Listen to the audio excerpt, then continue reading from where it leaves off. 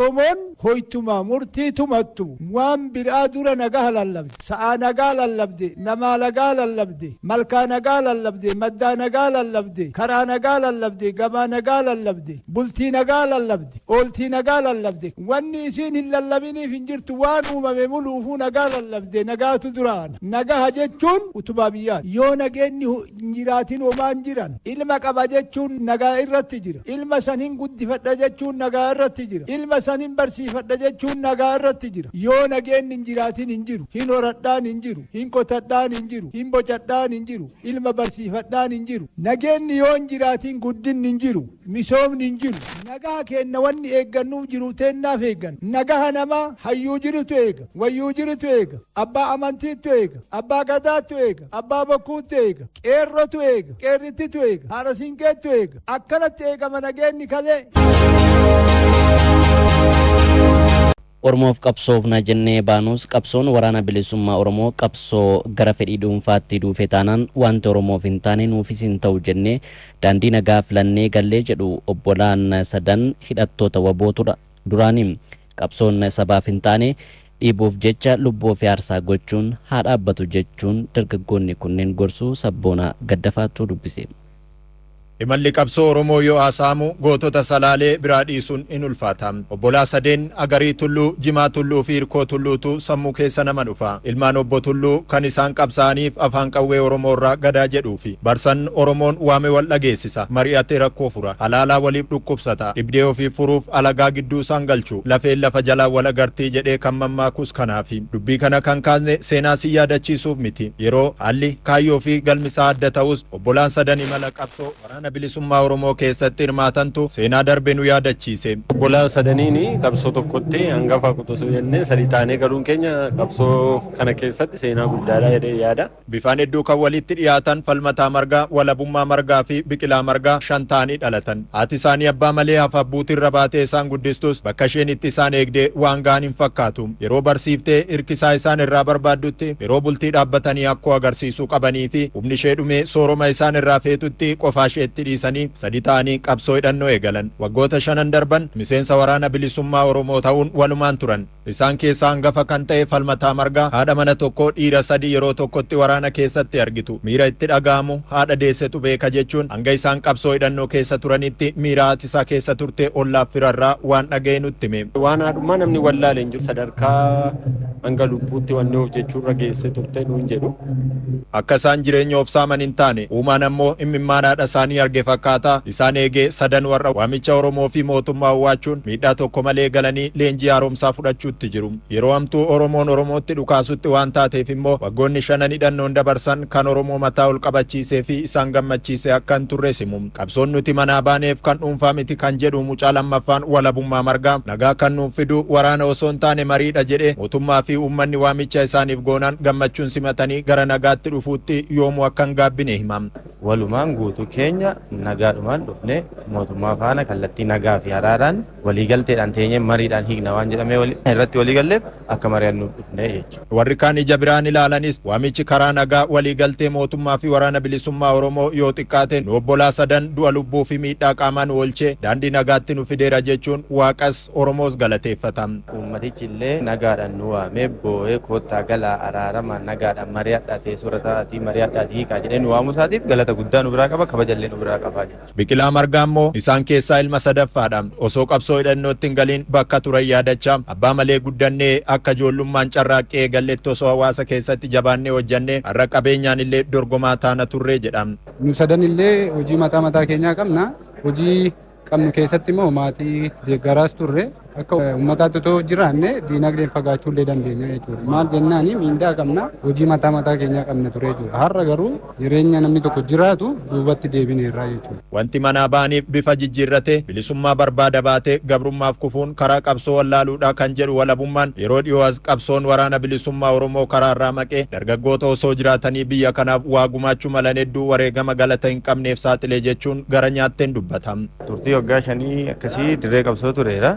Dirree qabsoo irratti agartee jaallan wareegamanii wareegama qaalii kaffalaa turanii har'a osoo jiraatanii waan jedhu wayii dhaga'amaa jechuudha. Har'a osoo jiraatanii carraa nu argine kana arganii wareegamni jaallan kaffalanii fi qabsoo ummatichaaf garuu qabsoo ummatichaaf wareegama kaffaluu isaanii osuma jiru garuu wareegamni nu kaffalluu fi dirree qabsoo keessa waraanni jiru eenyu aangoomsuuf agartee qabsoo nam tokkeeti beektaa qabsoon ummataa kaleessa qabsoo abaaboon gaggeessaa ture daandiirraa maqeera beektaa daandiirraa waan maqeef har'a nam tokkee aangoomsuudhaaf jaallan akka lubbuu isaanii hin dhabne nam tokkeedha kan aangoomsuuf deemnu beekamtii nam tokkee jiraachisuu nam tokkee maqaa waamsisuu irraan kan hafe qabsichi galma ga'ee uummata Oromoo bilisa baasa wanti jedhu ana fuuldura hin jiru waan ta'eef. Kaleessa wal qabatanii ba'uun isaanii miidhaa diinagdeef hawaasummaaf isaan saaxiluu kan dubbatan ijoolleen obbo Margaa kaleessa dogoggoruun egeree keenya waan sirreessuuf immoo jiruu keenya addaan faca'ee deebinee akka of ijaarruuf leenjii haaromsaa fi mariin mootummaa waliin eegalan fala filannoo hin qabne ta'uu amanu. Leenjichi baay'ee jijjiiramni jira akka kalee yaadaa turrellee miti.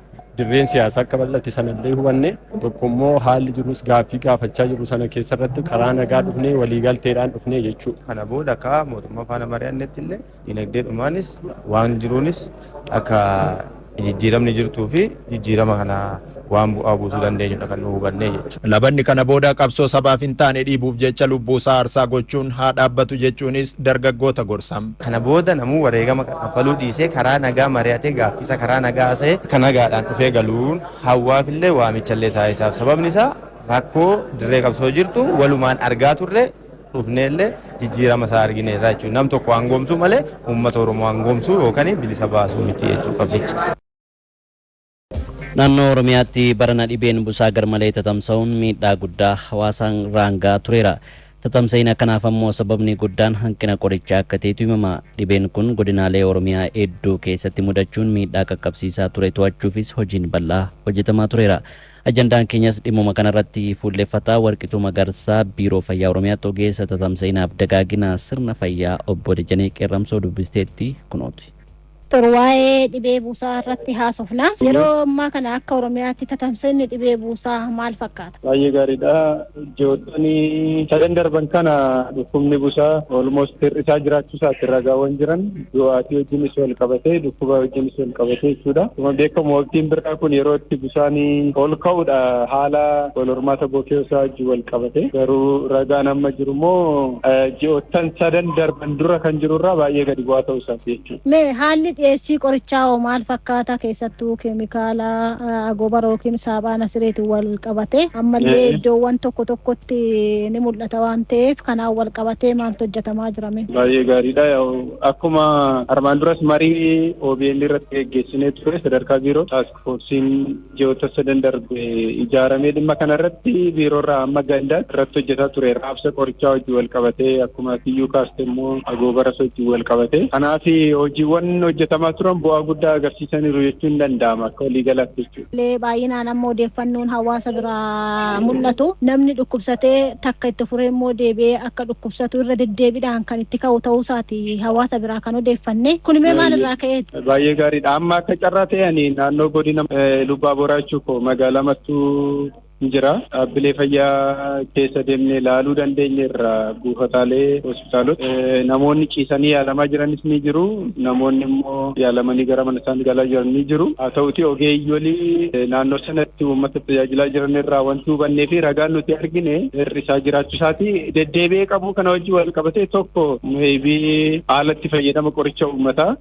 Lammaffaa immoo uummannis immoo haala jireenya isaa almost jijjiiruu qaba jedhamee miseensonni paarlaamaas gadi bu'anii keessattuu naannoo Jimmaa kana hubannoo uumaniiru sanarratti hundaa'ee egaa namni galgala ala taa'ee haala jiruusaa haala tokko mari'ataa jira. Isa kana mana isaaniitti galanii saaphana siree fayyadamanii akka isaan yeroo itti bookeen busaa kun baatu halkan keessaa naannoo isaatii tokko booda akka ciniinamuu hin dandeenyee fi akka irraa of ittisuu danda'an yaa'u sadarkaa garaagaraatti hubannoon uumaa jira. Kanaaf anasii kaasees gadi bu'aa jira kanan jedhu. Haa ta'uti godinaaleen nuti qabnu akka Oromiyaatti godina 21 mitiire godinoota kana hundatti immoo tamsa'inni haala to'annoo isaas wal qixadhan jedhamu garaagarummaa qaba. Godinoota tokko keessatti istiil ol ka'aadha. Amma naannoo Qeellam Wallaggaa irratti ol ka'aadhasi akkuma qabatamaa hojii godina sanaatti.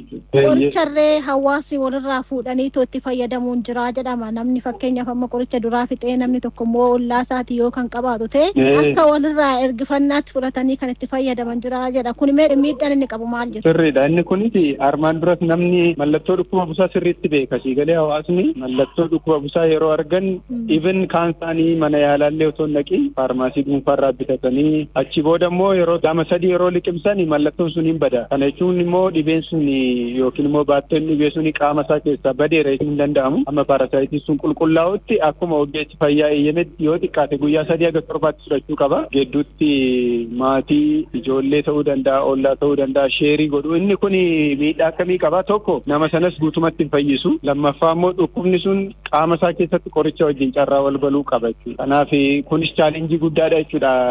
Godinoota baay'ee keessatti kan adda baafame itti dhiyeeyyan eksteenshiniin fayyaa, ogeessonni fayyaa sadarkaa olaanoo jiranis akka namni kana hin goone yoo danda'ame qoricha isaa fixuu isaa mirkaneeffachuu akka danda'an hubannoo uumaa jiru.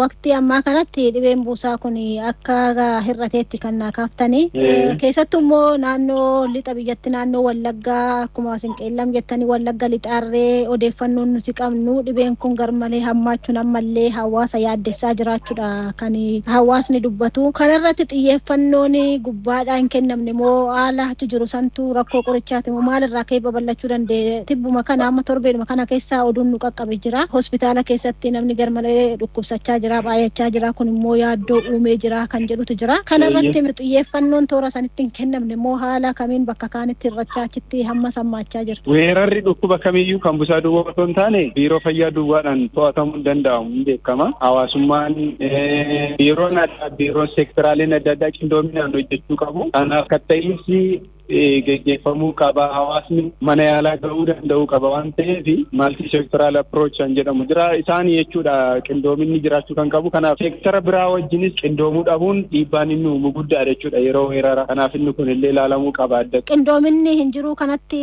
dhibeen kun babal'ateedha naannoo sanatti. Bakka qindoominni laafaa ta'etti to'annoon dhukkuba kanaaf weerara kana yeroo gabaabaa keessatti to'achuudhaaf yaaliin godhamu rakkisaa ta'a beekamaadha. Ogeessi fayyaas amma tokko hawaasa bira ga'uu qaba. Ganda deemee agoobara raabsuu qaba. Yoo danda'ame immoo uummanni akka jirutti dhufee buufata fayyaas ta'uu danda'a, hospitaalas ta'uu danda'a. Qorichas argachuu qaba. Saaphana sirees immoo argachuu danda'uu qaba. Kanaaf malti seektoraal approachiin iddoo cimaa ta'etti to'annoon gaariidha. Bakka immoo laafaa ta'etti immoo ol ka'aa ta'uudha. Yeroo dheeraa fudhata jechuudha to'annoon dhukkubaa iddoo akkasii. Yeroo dheeraa fudhateera dhibeen kun baay'inaan naannoo sanitti hawaasa miidhaa akka jiru ganna darbellee irratti birraadhuma kana guutuyyuu namoonni baay'een akka rakkoo kanaan dararamaa jiranidha kan ka'aa ture. Keessattuu immoo hanqinni qorichaarree rakkoon kun akka hammaatu godheera kan jedhamu.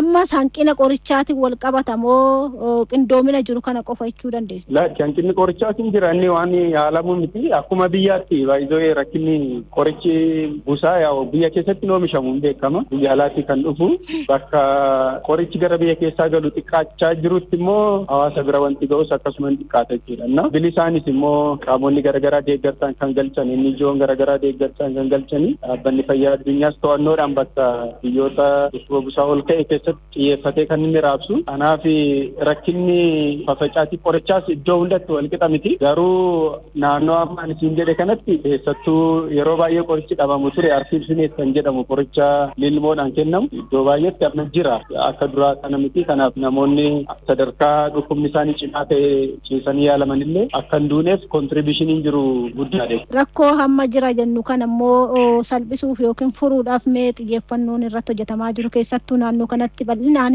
yeroo dheeraa fudhateera waan ta'eef hawaasa irratti maaltu yaaddama? Baay'ee gaariidha. Tokko ani ogeessi fayyaa namoota dhukkuba kanaan gara mana yaalaa dhufan kamiyyuu nama inni qaama isaa ol ka'e kamiyyuu sakatta'u irratti gara duubaatti hin jedhanii leenjii adda addaa irratti fudhataniiru. Namoota immoo adda baasan sana adda baasanii qoricha biraan ga'u irratti sadarkaa olaanaatti xiyyeeffatan taaskfoorsiin amma hundaa'ee socho'utti jechuudha kan isaan hojjetaa jiranii. Hawaasni immoo akkuma silayyoo atuu dura kaastee qoricha namni tokko erga fudhatee booda maatii isaatti hiruu dhiisee akka carraatti namni keenya baay'een inshuraansii fayyadama waan ta'eef qorichi kunis bilisaan kennama waan ta'eef mana yaalaa dhaqee hundumtuu qooda isaa fudhatee yaalamuu danda'uu qaba jechuudha. Kanaaf hawaasni gama isaatiin xiyyeeffannoo addaa kennee keessattuu naannoo tokkotti naannoo halkan ala ta'anii jiruu isaanii geggeessan irratti yookiin immoo hojiiwwan galgala hojjetaman baay'ee hir'isuu danda'uu qabu jechuudha. Kana alatti seektoroonni adda addaa biiroo fayyaa duuka dhaabatanii amaan duras waamichis dhiyaatee waan jiruuf walumaan qindoomanii hojjechuun kun baay'ee barbaachisaa ta'an jedhu.